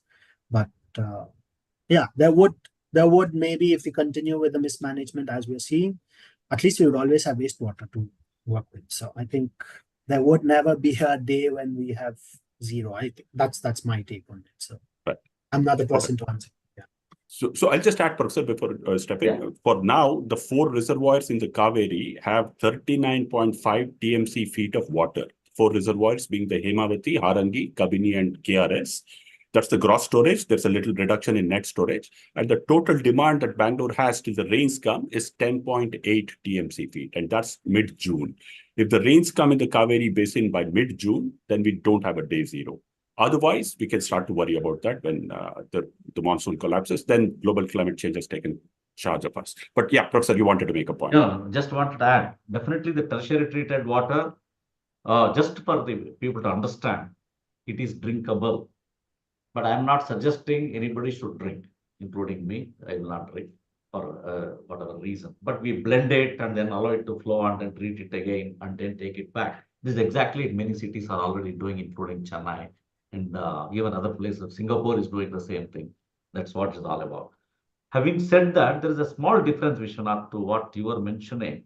The secondary treated water, which is acceptable as per the NGT standards, can we let it out into the tanks? And if it's going to recharge the wells down the line, and by the time it picks up in the wells, it will be generally of acceptable quality. There is just no issue. And also somehow the worries about heavy metals, nothing, it's just not there. I think unnecessary, I've read somewhere, I just wanted to react to that. Heavy metals like that. And more importantly, secondary treated water, as it goes down, it will be acceptable for other purposes, which water will be available. And still we are not at a stage where we come to tertiary treated water and then put it across everywhere. We wish we can do, but it takes time.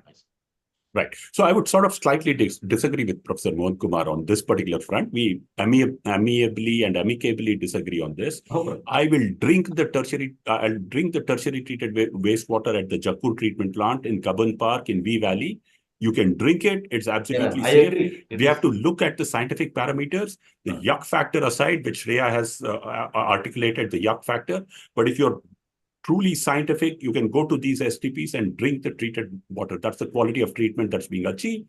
And it's being pushed in more and more STPs as more and more investments are going in. So truly it's becoming a resource which can be used for more higher purposes.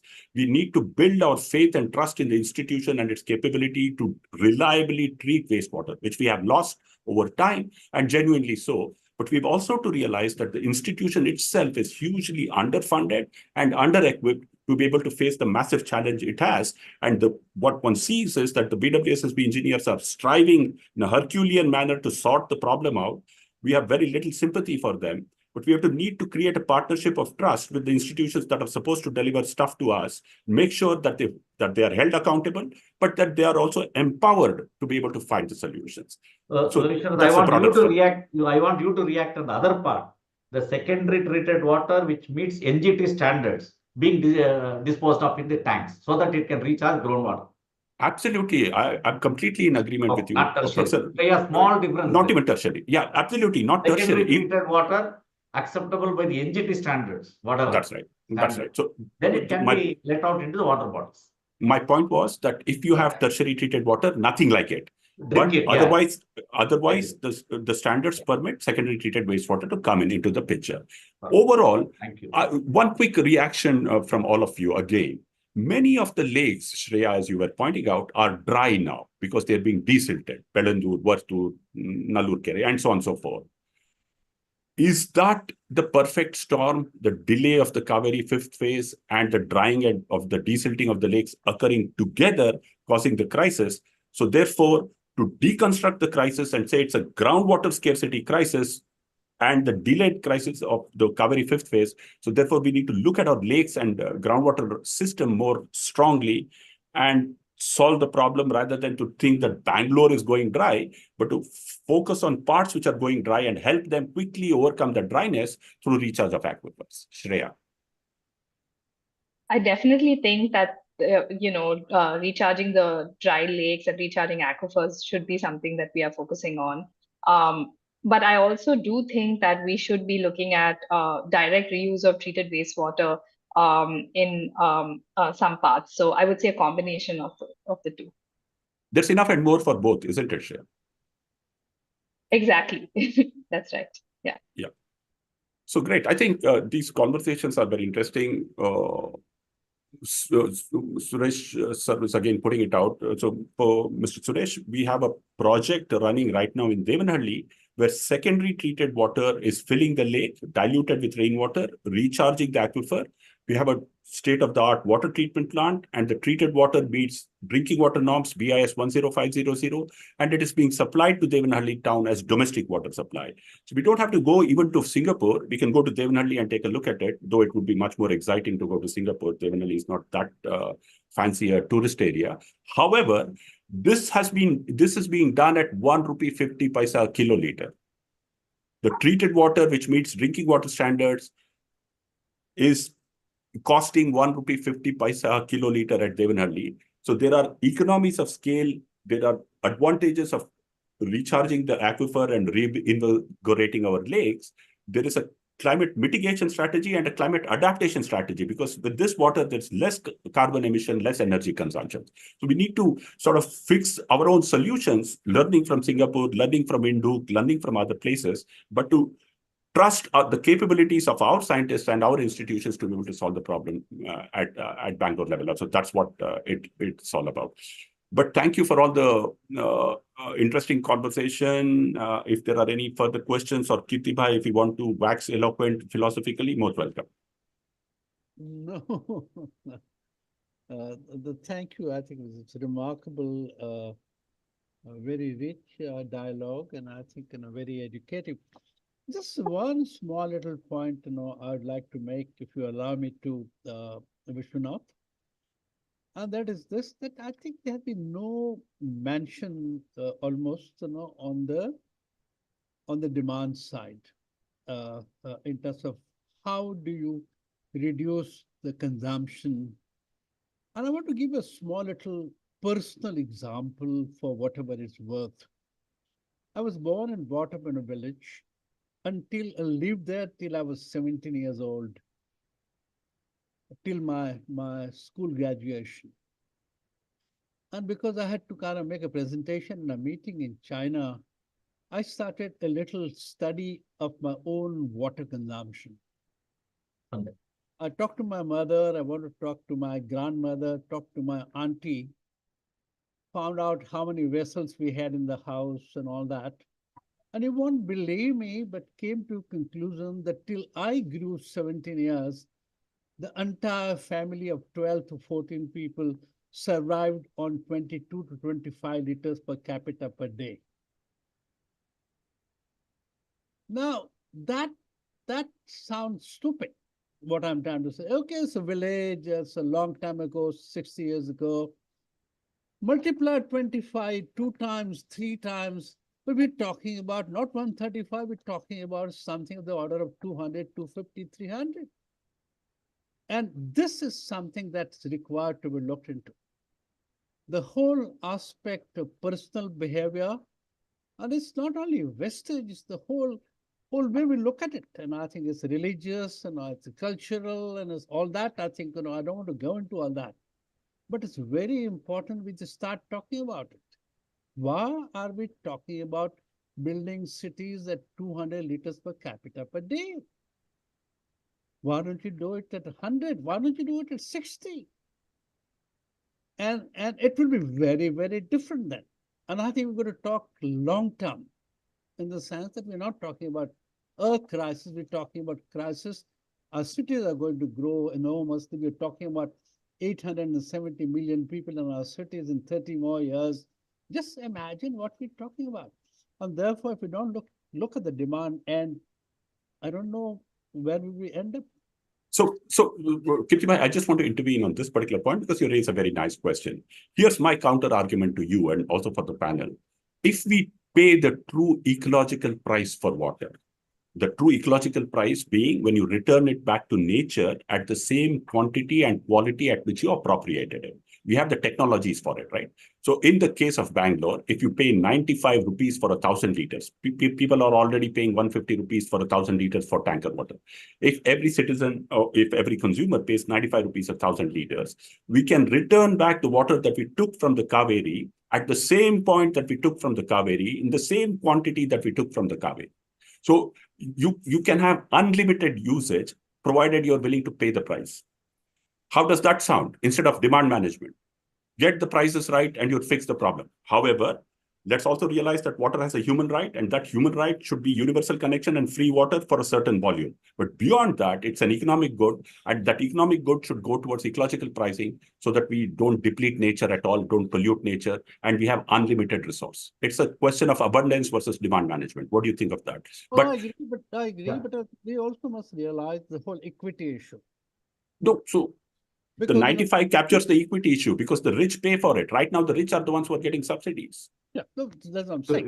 Vishwanath, just to add to the point what Mr. Shah was talking about, you know, all of us know, though water is safe, but still, for the village water supply, we still do at 55 LPCD. Okay, right now the standard 55 LPCD. Rural water supply is like that. Having done that, the idea is not that they can do if they are very good in handling it and managing, that's fine. The locally some other extra of 20, 30 LPCD or more will be available for other purposes, and that's one of the calculations which will be taken care of. Extending that logic, Shreya, for your own thing, what normally we also talk about is 100 LPCD, no, you design for 135, whatever. But if there is assured supply of 100 LPCD, if 20, 30 LPCD comes from this recycled water into the system, you get your share of water, whatever is required. See, this is how the things are looked at. But what I think Vishwanath is pointing out, if everybody uses judiciously, more important, gives a value and pays that, the type of returns or the system what we can manage is extremely high. It literally, I use it and put it back at the same place, treat it to that highest standard as I took it. The whole logic here is they gave us the best quality water at that point of time. Use it, put it back at the same, if not best, it should be even better than the best. Put it there. That requires considerable amount of resources, and more important, it will be available in a very small way. We are progressing. It takes a long way to go. This is what we mean by, first of all, no treatment was there. All our water supply systems were built. They assuming nature will take care of it. Then the sewage systems were built in slowly, primary, then came secondary, then possibly tertiary is coming up.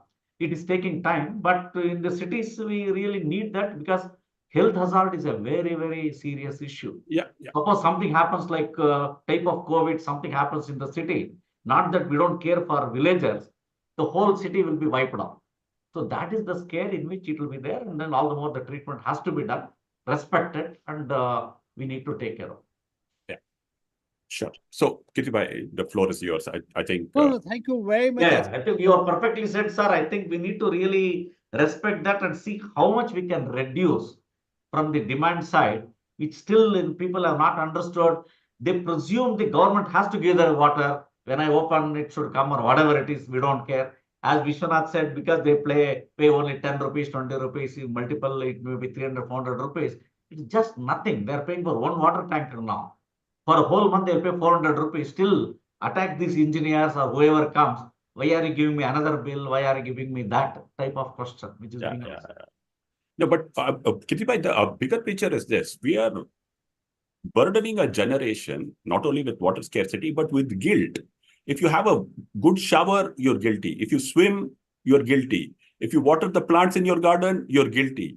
Is this the world that we want to occupy and live it in the name of conservation? Or should we plan so that even the enjoyment of water is part of living, right? It's not wasting water. It's not washing your car with tons of liters of water, but even gardening now is ridden with guilt. You have to hide from the BWSSB engineer and pour water into your pots at 3 o'clock in the morning or something of that sort. I'm exaggerating a bit. But I think the value of water lies not only in its sort of tight consumption, but in its overall enjoyment, which is clean rivers, clean lakes, clean wells. Vishwanath connected to that. That's what I think all of us talked about. Shreya also mentioned. There is a tremendous inequity in the city. Yes. There are the slums or low-income group or whatever we talk about. When it comes to this division, I will divide the whole population, get it. 30% or 40% of the population will take out of this. Then how much each one of us will be getting? It's not 200 LPCD, Mr. Shah, it will be 300 LPCD. Each one of us have. Then still we'll be complaining. That's the but that's in the context of misdirected subsidy. So that's what we're talking about. But anyway, I've captured the space enough. Let me move for a second to other sector and give an example. This happened just 3 days back. I was in Chennai 4 days ago and reached at midnight and had to take, in order to I was staying at the Cosmopolitan Club and had to take a taxi, which cost me 750 rupees at 2 o'clock at night. And then came back next day, the same airport, same Cosmopolitan Club. I walked 3 minutes, took metro, reached airport in 25-30 minutes and cost me 40 rupees. And then I was asking this question to my friends who are rich in a car. I said, after metro's coming, how much of car transit, at the airport is reduced? They said there are no studies, but very little. Point I'm trying to make is this, that even if you invest so heavily in metros, you know very well that you are saddle your cities with cars, which is not a right thing. You say you provide comparable, luxurious, air-conditioned, efficient transport system, still behavior doesn't change. So the point that one is making is this, that what is correct for metro and a car also is correct for water and bath and other users. And I think we can't necessarily kind of simplify human behavior. And therefore, it's not the punishment. It is not the guilt. It is the education, it's the consciousness, it's the awareness, whatever you want to call it. That is very important in my understanding. Education doesn't work at all. It's pricing that works. If you price the water right, everybody switches off the fan because the electricity bill is high. You can't educate people to switch off fans, right? You have to send price signals. And unfortunately, it's true. Even the most educated who think they are water conservative, when you look at their water bills, it's atrociously high. The point is that in the name of the poor, the rich are enjoying the water right now. What one is arguing for is that universal connection, everybody has access to water, but you pay the true price for water if you consume beyond a certain limit, so that you realize the value of water. And when you realize the value of water, you are able to give it to the institution to be able to manage it better. Sure. Now, in this name of... Sir, I'm just taking the chairman's prerogative, Professor Mohan Kumar, and just go ahead. because you had given. My point is getting old. I forget the point. That's my problem. We will catch up on it, right, Professor? But yeah, no. So the point is that we have run a rhetoric of socialist underpricing of water in the name of the poor who now pay the highest price for water and pay for it from hell, right? Somewhere we have to cut that vicious cycle and get to the virtuous cycle. And that virtuous cycle is to capture the bull by the horn. Water is a human right, but water is also an economic good. The Dublin principle, which says that. We need to recognize that and move in that path. Otherwise, we will be doing this conference once again 2 years from now or 3 years from now. But over to you, Professor Mohan Kumar. Yeah, nothing much. We claim, rightly so, we are developing a developed country. All developed country, the water and the energy charges are comparable. Let me repeat again, water and energy charges are comparable, not in our system right now, number one. Number two, in most of the developed countries, the charge for sewage treatment is 3 times that of the water consumed. Let me again repeat, the charge we pay for sewage treatment is 3 times that of the water, what we consume. Look at our water bill. This is exactly what Vishwanath is pointing out. How much we pay is number one. How much we pay for sewage treatment is number two. Then we expect a tertiary treated water, which again, I'm not ready to drink. Anyway, the point here is, it is not just the money, but when it comes to the value, all that automatically finds a place, and we need to respect that. This is what the developed countries are doing. We must be ready to pay that price. Definitely taking care of the underprivileged, Arvind. There must be a mechanism where we respect that. That should be taken care by the whatever government. Thank you, Shreya. Thank you for bringing in the insight on the circularity of water, what needs to be done in terms of water balance. Thank you, Arvind, for bringing in the social perspective, the dimensions of engagement that you articulate, which is the state and the adjacent players who have to do it. Professor Mohan Kumar, always wonderful to see the big picture that you're in charge of and you are a master of from a policy perspective and a planning perspective. Thank you, Kirti Bhai, for taking the car to the Cosmopolitan Club and then coming back in a metro so that we're all made to think about what value is and what price is and what urbanization is all about. So yes, great, 40 and 700. Yes. That's right, absolutely. So if you hadn't done that, we wouldn't have had the discussion around what urban India should be doing. So wonderful to have that, and thank you for keeping it not too serious, and thank you for the audience for saying that Delhi dur nahi, Delhi mein 20,000 liter free hai पानी का, and I hope that Delhi दूर है क्योंकि वो शायद पूरे भारत से नहीं सबर किया जाएगा, पर वो अलग अलग बात है। मकरंद भाई, हम उसके ऊपर ज्यादा चर्चा करेंगे बाद में. The floor is yours, Kirti Bhai, to conclude. And thank you. I think Nothing more to say. Thank you all. Thank you, panelists. And Vishwanath, Shreya, Mohan Saab, and Arvind ji. It was remarkably rich and very thoughtful conversation. And I'm grateful to everyone. I think that you came with a very short notice, and hope you'll come again sometime. I think, we don't require a crisis. We will, in fact, I've written to Vishwanath only yesterday that, I would want the third one with him. We had yesterday one also. So thank you very much, and very grateful. Very grateful. thank you. Thank you, all of you. Thank you. Chitrakshi, thank you. Bhomaji, thank you. I'm sorry for my colleagues. Thank you very much. Thank you, Bhomaji. Thank you, Chitrakshi. Chan, They are thank you. Thank you. to put this together. Thank you. Wonderful. Thank you very much. Thank you. Thank you. Ji, I'll call you and speak to you. Bilkul. Anytime. Yeah, thank you.